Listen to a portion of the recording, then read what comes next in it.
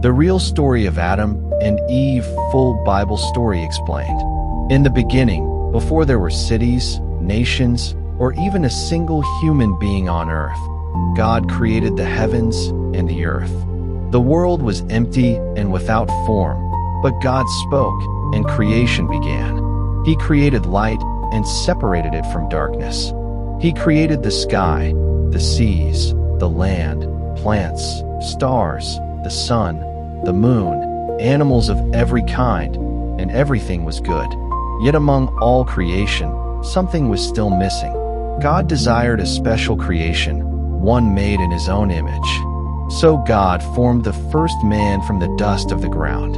Then he breathed into his nostrils the breath of life, and the man became a living being. His name was Adam.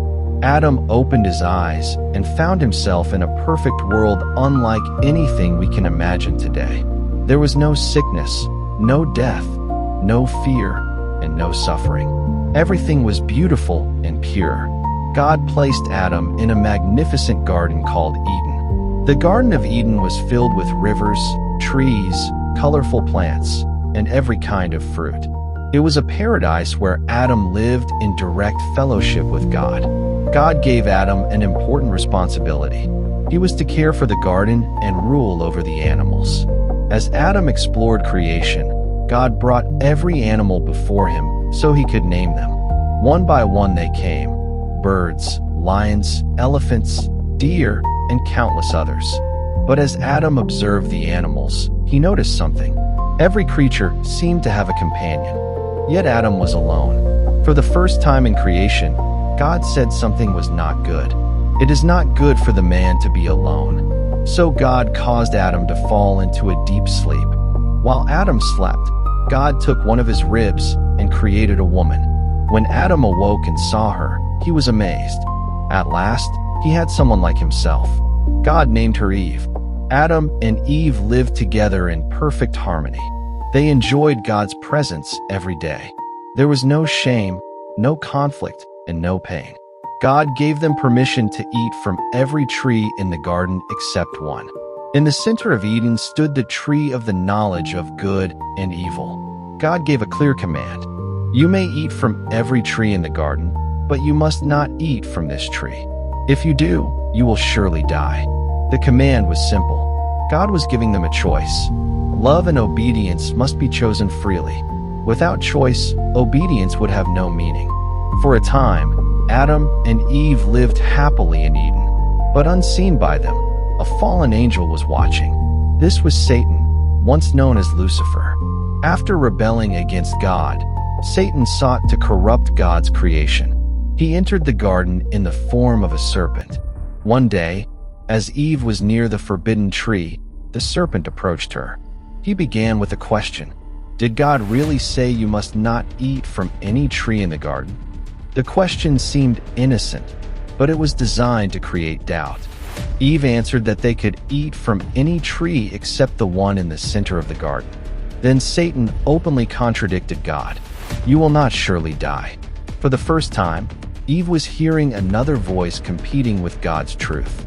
The serpent continued. God knows that when you eat it, your eyes will be opened, and you will be like God, knowing good and evil. The temptation was powerful. Eve looked at the fruit. It appeared beautiful. It seemed desirable. She began to believe the serpent's words. Instead of trusting God, she trusted her own judgment. She reached out her hand. She took the fruit, and she ate it. Then she gave some to Adam, who was with her. Adam also ate. In that moment, everything changed. Sin entered the human race. Immediately their eyes were opened. But instead of becoming like God, they became aware of their guilt. For the first time, they felt shame. They realized they were naked and quickly sewed leaves together to cover themselves. When they heard God walking in the garden, they did something they had never done before. They hid.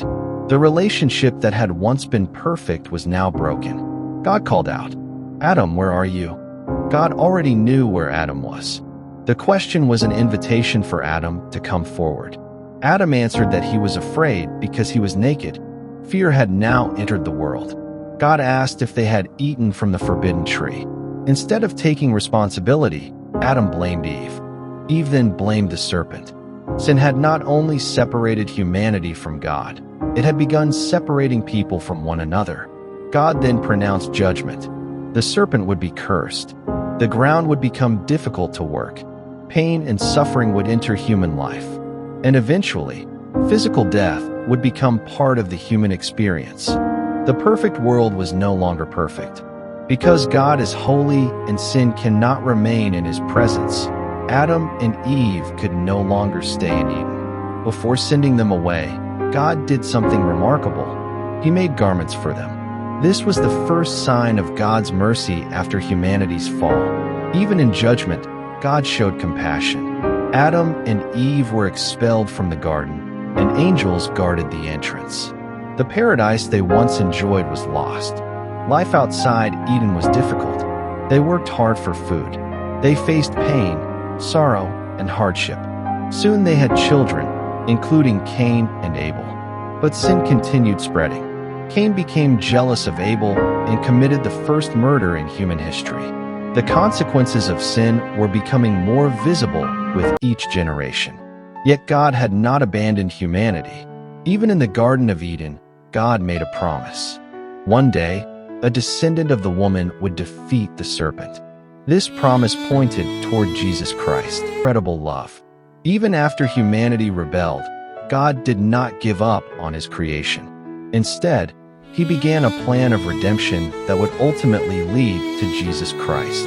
The real story of Adam and Eve is therefore not only a story about the fall of humanity, it is also the beginning of the greatest rescue story ever told.